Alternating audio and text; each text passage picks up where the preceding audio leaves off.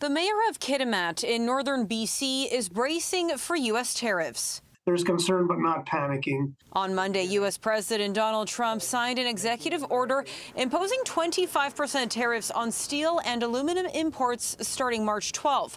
Aluminum is extracted at a smelter, which BC has one of in Kitimat. There's 1,000 full-time workers at the smelter. Kitimat's population is around 8,300. But also, of course, that's just working at the smelter. Now you have all the businesses that also support the smelter, right? Be it for maintenance, parts and supplies, things like that. So they are clearly the largest employer in the community. They have been for 70 years now. Owned by Rio Tinto, the smelter, alongside a hydropower facility in the district, were one of the largest contributors to the province's manufacturing GDP in 2023, according to the company.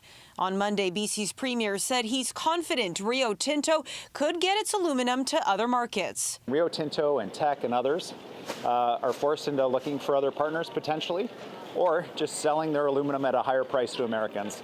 None of it makes sense to me, and I'll be trying to take that message to the Americans in Washington, D.C. Eby was on his way to the U.S. Capitol, where he and other Canadian premiers are spending the next few days. Meantime, while in Paris for a summit, the Prime Minister said Canada would respond to the tariffs firmly.